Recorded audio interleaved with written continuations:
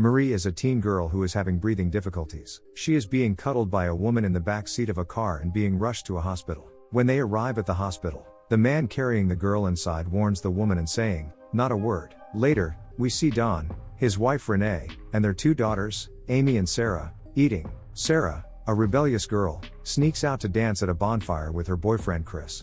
He plays guitar and sings Sarah a love song. The following day when Sarah comes home, Don screams at her. He tells her that she will follow his rules as long as she lives in his house. Sarah plans to move out with Amy and her mother when she turns 18. Don overhears the conversation and preps his bomb shelter in the basement. He intends to lock Sarah inside so she won't leave. Later he asks Sarah to help him move stuff in the basement. While Renee is out shopping, she helps him, and he locks her in and soundproofs the room. Sarah is trapped in the basement and has no way out. She is caged like an animal and uses pots to piss in. Sarah tries to scream for help and fight to be freed whenever possible. Don tells her that she will earn her privileges if she behaves well and is punished for her behavior. One day he rapes her. Renee thinks Sarah has run away, and she calls the police. Don talks with the police as well and also says he thinks Sarah is a runaway, and there isn't much they can do because she is 18. Day 7 Sarah is still locked down.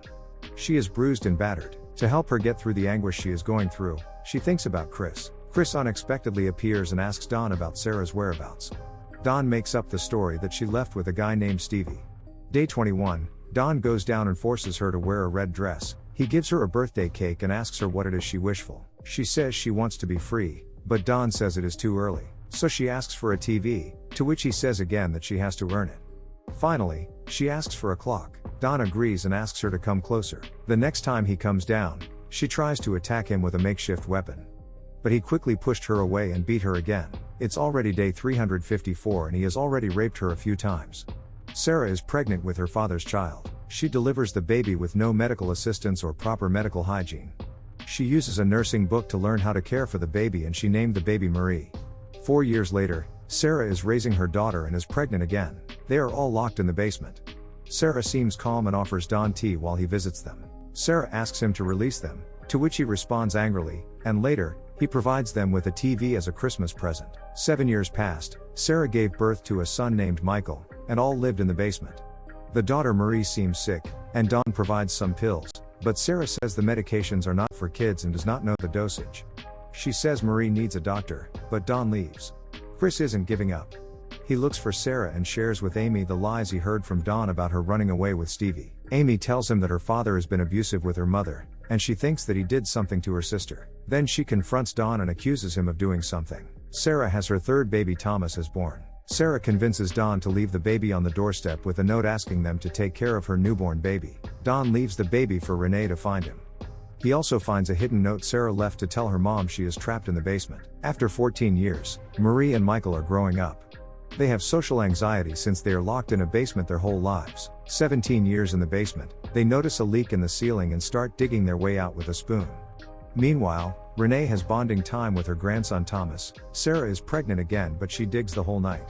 The hole she dug leads to the front yard, and she blinks a light to get help from her neighbor. The neighbor tells Don about it, and he beats Sarah downstairs, causing her to miscarry. 18 years in captivity, Don tells Sarah about Thomas, her other son that lives just above them. He uses Thomas to turn Marie and Michael against their mother.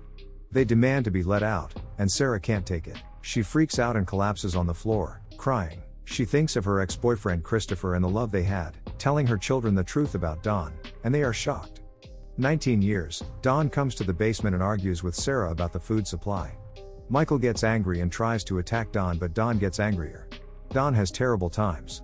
He argues a lot with his wife, is fired from his job, and has a foreclosure on his house. He is tired of caring for Sarah and the kids and funnels carbon monoxide into the basement air vents while they sleep. Thomas sees Don in the garage and wonders what he is doing. Don changes his mind and doesn't kill them. He goes to the basement to see that they are okay and see them sleeping. 20 years pass. Marie has breathing problems and has an asthma attack so bad that she needs medical attention. Sarah begs Don to take them to the hospital, and she calls him Dad. He rushes them to the ER. It is the same scene we saw at the beginning.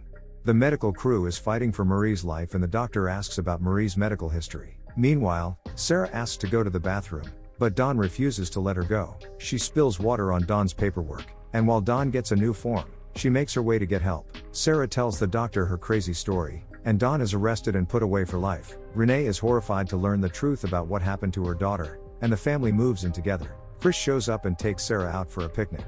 They talk about their plans for the future, and Chris apologizes for not trying harder to find her. The movie ends when Chris takes Sarah on his bike like they did when they were teenagers. Thanks for watching. For more content, please subscribe to the channel.